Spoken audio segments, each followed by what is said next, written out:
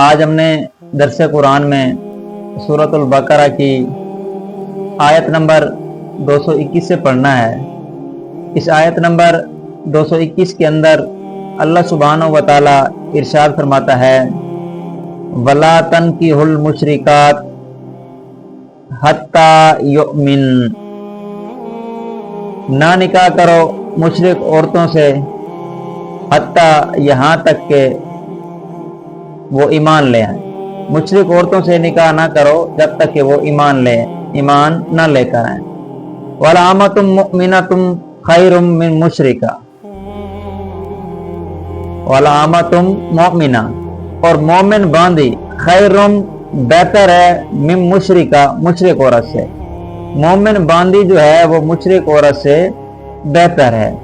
وَلَوْ أَعْجَبَتْكُمْ، چاہے اگرچہ تمہیں جو مشرک ہے وہ تمہیں زیادہ بھی کیوں نہ بھاتی ہو، مشرک عورت تمہیں زیادہ ہی کیوں نہ پسند ہو، تو اس سے جو مومن باندی ہے وہ بہتر ہے۔ وَلَا تُنْكِحُوا الْمُشْرِكِينَ، اور نہ نکاح کراؤ عورتوں کا مشرکین مرد سے، حَتَّى يُؤْمِنُوا، جب تک کہ وہ جو مرد ہیں وہ ایمان نہ لے کر آئیں۔ وَلَا تُنْكِحُوا الْمُشْرِكِينَ، اور نہ نکاح کراؤ مشرک مردوں سے، حتیٰ یہاں تک کہ یؤمنوا، وہ جو ہیں ایمان نہ لے کر آئیں۔ وَلَعَبْدٌ مُؤْمِنٌ، اور مومن غلام خیر من مشرک، اور مومن غلام جو ہے وہ مشرک سے بہتر ہے۔ وَلَوْ أَعْجَبَكُمْ، اگرچہ تمہیں جو کافر ہے وہ زیادہ ہی بھلا کیوں نہ لگتا ہو، زیادہ ہی اچھا کیوں نہ لگتا ہو۔ أُولَٰئِكَ يَدْعُونَ إِلَى النَّارِ، یہ جو ہیں جو بلاتے ہیں آگ کی طرف۔ وَاللَّهُ يَدْعُو إِلَى الْجَنَّةِ، اور اللہ جو ہے بلاتا ہے جنت کی طرف۔ وَالْمَغْفِرَةِ، اور مغفرت کی طرف۔ بِإِذْنِهِ، اپنے حکم سے، اپنی اجازت سے۔ وَيُبَيِّنُ، اور بیان کرتا ہے آیاتِهِ، اپنی آیاتیں، اپنی نشانیاں، للناس، لوگوں کے لیے، لعلہم یتذکرون، کہ کہیں وہ نصیحت حاصل کریں، کہیں وہ اس سے نصیحت مانیں۔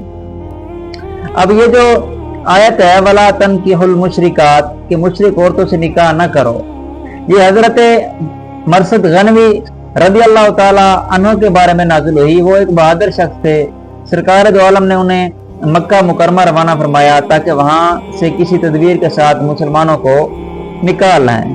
وہاں اناق نامی ایک مشرکہ عورت تھی جو زمانہ جہلیت میں ان کے ساتھ محبت کرتی تھی۔ وہ حسین اور مالدار تھی۔ جب اس اناق نامی عورت کو حضرت مرثد غنوی کے آنے کی خبر ہوئی تو آپ کے پاس آئی اور اپنی طرف دعوت دی۔ آپ نے خوف الہی کی وجہ سے اس سے اعراض کیا، اس سے منہ پھیرا اور فرمایا کہ اسلام اس کی اجازت نہیں دیتا۔ تب اس نے نکاح کی درخواست کی تو آپ رضی اللہ تعالی عنہ نے فرمایا کہ یہ بھی رسول خدا کی اجازت پر موقوف ہے۔ چنانچہ پھر آپ اپنے کام سے فارغ ہو کر جب حضور علیہ الصلوۃ والسلام کی خدمت میں حاضر ہوئے تو صورتحال عرض کر کے نکاح کے متعلق آپ نے دریافت کیا۔ حضور علیہ الصلوۃ والسلام سے نکاح کے متعلق دریافت کیا تو فرمایا گیا کہ مشرک عورتوں سے نکاح کرنے کی جو اجازت ہے وہ نہیں ہے۔ اس کی تفصیل سورۃ مائدہ کے اندر بھی آئے گی۔ تو اس آیت کے اندر یہ بتایا گیا ہے کہ مشرک عورتوں سے نکاح کرنے کی اجازت بالکل بھی نہیں ہے۔ اور اس سے آگے جو الفاظ آئے ہیں وَرَحْمَةٌ مُؤْمِنَةٌ خَيْرٌ مِّن مُشْرِكَةٍ، اور مومن باندی جو ہے وہ مشرکہ عورت سے بہتر ہے۔ اب اس کا جو شان نزول ہے وہ حضرت عبداللہ بن رواحہ نے کسی خطا پر اپنی باندی کے منہ پر تماچا مارا، پھر حضور صلی اللہ علیہ وسلم کی خدمت میں آپ حاضر ہو کر آپ نے اس کا ذکر کیا۔ ٹھیک ہے، عرض کیا کہ وہ اللہ تعالیٰ کی وحدانیت۔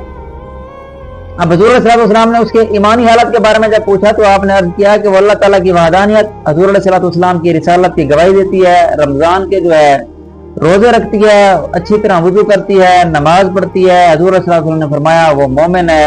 حضرت عبداللہ بن رواحہ نے عرض کیا تو اس ذات کی قسم جس نے آپ کو سچا نبی بنا کر بھیجا، میں اس کو آزاد کر کے اس کے ساتھ نکاح کروں گا۔ آپ نے ایسا ہی کیا۔ اس پر لوگوں نے آپ پر تانا زنی کی کہ تم نے ایک سیاہ فام باندی کے ساتھ نکاح کیا ہے، حالانکہ فلاں مشرکہ آزاد عورت تمہارے لیے حاضر ہے، وہ حسین بھی ہے، وہ مالدار بھی ہے۔ تو اس پر اللہ تبارک و تعالیٰ نے آیت نازل فرمائی کہ مومن باندی جو ہے اس حسین و جمیل خوبصورت مالدار مشرکہ عورت سے تمہارے لیے بہتر ہے۔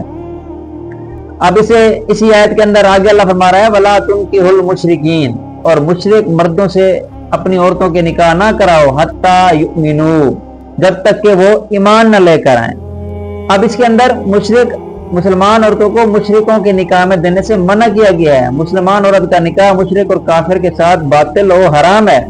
مشرک و کافر لوگ تو جہنم کی طرف بلاتے ہیں، جبکہ اللہ تبارک و تعالیٰ جو تمہیں ہے وہ حق کی طرف بلاتا ہے، سیدھے راستے کی طرف بلاتا ہے۔ تو آج کل بھی دیکھنے کو ملتا ہے کہ جو مسلمان ہیں کہ وہ غیر مسلم لڑکیوں کے ساتھ، اور جو مسلمان لڑکی ہیں وہ غیر مسلم لڑکوں کے ساتھ تعلقات بنا رہے ہیں۔ تو یہ جو ہے مغربی طرز پر جو یہ نظام چل رہا ہے یہ سراسر اسلام کے خلاف ہے۔ مسلمان مرد کو کسی بھی صورت کے اندر مشرک عورت سے نکاح کرنے کی اجازت نہیں ہے جب تک کہ وہ اسلام قبول نہیں کرتی۔ اسی طرح مسلمان عورت کے لیے، مسلمان لڑکی کے لیے بھی یہی حکم ہے، وہ کسی مشرک سے نکاح نہیں کر سکتی، اس سے ان کا نکاح باطل ہے، فاسد ہے، حرام ہے۔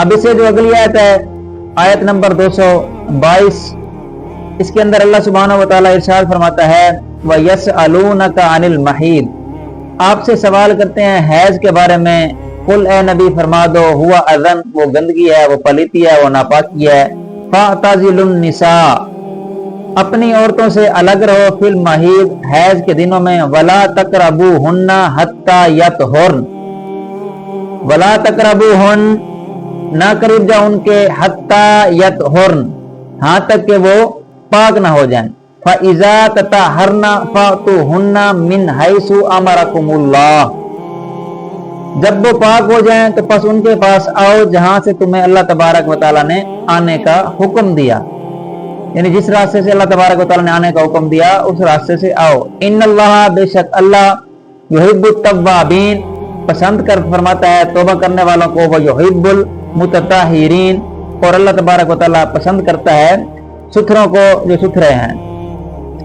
اب یہ جو ہے کہ یسألونک عن المحیض، اس کا جو شان نزول ہے وہ یہ ہے کہ عرب کے جو لوگ تھے یہودی اور مجوسیوں کی طرح حیض والی عورتوں سے بہت نفرت کرتے تھے۔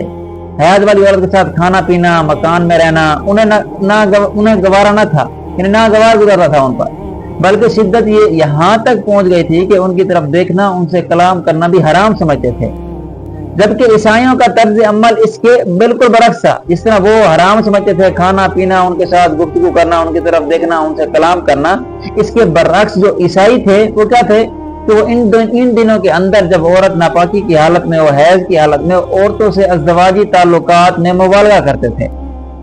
اب عرب کے لوگ یہودی اور مجوسیوں کی طرح نفرت کرتے تھے، اس کے برعکس عیسائی جو تھے ان دنوں کے اندر، ان ایام کے اندر ازدواجی تعلقات رکھنے میں مبالغہ کرتے تھے۔ مسلمانوں نے حضور علیہ الصلوۃ والسلام سے حیض کے بارے میں حکم دریافت کیا تو اس پر اللہ تبارک و تعالیٰ نے یہ آیت نازل فرمائی کہ اے محبوب آپ انہیں فرما دو کہ وہ گندگی ہے، ناپاکی ہے، تو اپنی عورتوں سے ان دنوں کے اندر الگ رہو اور ان کے قریب نہ جاؤ یہاں تک کہ وہ پاک نہ ہو جائیں۔ اب دیکھیں افراط اور تفریط کی راہیں چھوڑ کر اعتدال کی تعلیم فرمائی گئی اور بتایا گیا کہ حیض کی حالت میں عورتوں سے جو ہے ازدواجی تعلقات قائم کرنا حرام ہے، اور چونکہ یہ قرآن سے ثابت ہے، واضح آیت سے ثابت ہے، لہذا ایسی حالت کے اندر بیوی سے صحبت کو، بیوی سے ازدواجی تعلقات کو جائز جاننا کفر ہے، اور حرام سمجھ کر لیا تو پھر بھی سخت گناہگار ہے، اس پر جو توبہ ہے وہی فرض ہے۔ اسی طرح ان ایام کے اندر بیوی سے ناف سے لے کر گھٹنوں کے نیچے تک کی جگہ سے کسی قسم کے منافع حاصل کرنا یہ بھی منع ہے۔ بقیہ ان سے گفتگو کرنا، ان کے ساتھ کھانا پینا، حتیٰ کہ ان کا جھوٹا کھانا بھی جائز ہے، گناہ نہیں ہے۔ اس آیت سے یہ بھی معلوم ہوا کہ ایک اس میں یہ ذکر کیا گیا ہے کہ اس راستے سے آؤ جس سے اللہ تبارک و تعالیٰ نے آنے کا حکم دیا ہے، یعنی گندگی والے راستے سے آنا منع ہے۔ جس راستے سے اللہ تبارک و تعالیٰ نے آنے کا حکم دیا ہے صرف اسی طرف سے اجازت ہے۔ اس کے آگے اللہ فرما رہا ہے کہ جب وہ پاک ہو جائیں، ایام حیض ختم ہو جائیں، تو ان کے غسل کر لینے کے بعد وہ تمہارے لیے حلال ہیں، بالکل جائز ہیں، کہ تم ان سے ازدواجی تعلقات قائم کر سکتے ہو۔ اس کے بعد حیض کے متعلق چند احکام بیان کیے گئے ہیں کہ حیض کی جو کم از کم مدت ہے وہ 3 دن ہے اور زیادہ سے زیادہ 10 دن ہے۔ ٹھیک ہے، اگر دن جو ہیں وہ 10 دن سے زیادہ ہیں زیادہ آگے ہیں کسی دفعہ تو وہ اس حساب میں شمار ہوگا کہ جتنی عورت کی عادت کے دن تھے اتنے دن تو وہ حیض کے شمار کیے جائیں گے، اور اس کے بعد جو ہے وہ استحاضہ شمار ہوگا۔ استحاضہ یعنی بیماری ہوگی، کوئی مسئلہ ہوگا، اسی وجہ سے جو عادت کے دن ہے عورت ان دنوں کی تو نمازیں معاف ہوں گی، لیکن اس کے بعد والی نمازیں اس کو اسے پڑھنی ہوں گی۔ حیض کے دنوں کے اندر عورت کے لیے تلاوت قرآن، نماز، روزہ، مسجد میں داخلہ، قرآن کو چھوڑنا، خانہ کعبہ کا طواف، یہ سارا کچھ حرام ہو جاتا ہے۔ ذکر کرنا اللہ کا اور درود وغیرہ پڑھنے میں کوئی حرج نہیں ہے، لیکن البتہ اگر یہ کام کرنے سے پہلے وضو کر لیں تو یہ اس کے لیے بہتر ہے۔ اب حیض کے جو دن ہیں، ایام ہیں، ان کے روزوں کی قضا عورت پر جو ہے وہ لازم ہے، جبکہ نمازیں جو ہیں اس پر معاف ہیں۔ اب اسے جو اگلی آیت ہے، آیت نمبر 223، اس کے اندر اللہ سبحانہ و تعالیٰ ارشاد فرماتا ہے نساؤکم حرث لکم، تمہاری عورتیں تمہاری کھیتی ہیں، فاتو حرثکم، آؤ اپنی کھیتیوں کے اندر، انا شئتم، آؤ اپنی کھیتیوں کے اندر جیسے تم چاہو، وقدموا لانفسکم، اور جو تم آگے بھیجو اپنی جانوں کے لیے بھلائی، واتقوا اللہ، اور اللہ سے ڈرو، واعلموا، اور جان لو، انکم ملاقوہ، اور جان لو کہ بے شک تمہاری جو ملاقات ہے وہ اللہ سے ہونی ہے، تمہارا ملنا جو ہے اللہ سے ہونا ہے، وبشر المؤمنین، اور خوشخبری سنا دو مومنوں کو۔ اب عورتوں کے متعلق فرمایا گیا ہے کہ عورتیں تمہاری کھیتی ہیں، یعنی عورتوں کی قربت سے نسل حاصل کرنے کا ارادہ ہو، نہ کہ صرف اپنی نفسانی خواہش پوری کرنے کا، ٹھیک ہے۔ اور اس میں یہ بتایا گیا ہے کہ عورتیں تمہارے لیے کھیتی ہیں، تم اپنی کھیتی میں جس طرح بھی چاہو تم آ سکتے ہو، بشرطے کہ جو مقام اللہ تبارک و تعالیٰ نے مخصوص کیا ہے مقام وہی ہو، تو اس مقام پر جس طرح بھی آپ چاہو اللہ تبارک و تعالیٰ نے حکم فرمایا کہ تم آ سکتے ہو۔ وقدموا لانفسکم سے مراد یہ ہے کہ اعمال صالحہ کرو، کہ بیوی سے ازدواجی تعلقات سے قبل بسم اللہ پڑھو، نیز بیویوں میں مشغول ہو کر عبادت سے غافل نہ ہو جاؤ، یعنی یہ ہے کہ بیوی کی طرف لگاؤ ہو جائے اور آپ اللہ کو بھی بھول جائیں اور اللہ کے رسول کو بھی بھول جائیں، اللہ اور اس کے رسول کی تعلیمات کو بھلا نہ دیں۔ اب اس سے جو اگلی آیت ہے، آیت نمبر 224، اس آیت نمبر 224 کے اندر اللہ سبحانہ و تعالیٰ ارشاد فرماتا ہے وَلَا تَجْعَلُوا اللَّهَ، اور نہ بناؤ اللہ کو عرضہ، ایک نشانہ، لِأَيْمَانِكُمْ، اپنی قسموں کا، اللہ کو اپنی قسموں کا نشانہ نہ بنا لو، ان تبروا، احسان کے لیے، وتتقوا، اور پرہیزگاری کے لیے، وتصلحوا بین الناس، اور لوگوں میں صلح کرنے کی قسم کی وجہ سے۔ اب اس آیت میں بتایا جا رہا ہے کہ اللہ کی قسموں کو نہ نشانہ بناؤ، کہ احسان اور پرہیزگاری اور لوگوں میں صلح کرنے کی قسم کر لو، واللہ سمیع علیم، اور اللہ تبارک و تعالیٰ جو ہے سنتا بھی ہے، جانتا بھی ہے۔ اب یہ آیت جو ہے کہ اس بارے میں ہے کہ حضرت عبداللہ بن رواح نے قسم کھائی کہ میں اپنے بھائی حضرت نعمان بن بشیر رضی اللہ تعالی عنہ سے نہ کلام کروں گا، نہ ان کے گھر جاؤں گا، نہ ان کے مخالفین سے ان کی صلح کراؤں گا۔ جب ان کے متعلق ان سے کہا جاتا تو وہ کہتے کہ میں قسم کھا چکا ہوں، اس لیے میں اب یہ کام نہیں کر سکتا۔ تو اس پر یہ آیت نازل ہوئی اور نیک کام نہ کرنے کی قسم کھانے سے منع کر دیا گیا، اور یہ بتایا گیا ہے کہ اگر کوئی کام نیک ہے اس کو اگر آپ نہ کرنے کی قسم اٹھا لیا ہے آپ نے، تو آپ وہ نیک کام کرنا نہ چھوڑیں، بلکہ حکم کیا ہے کہ جو آپ نے قسم اٹھائی ہے آپ اس کا کفارہ ادا کریں، اور جو کام ہے آپ اس کو کریں۔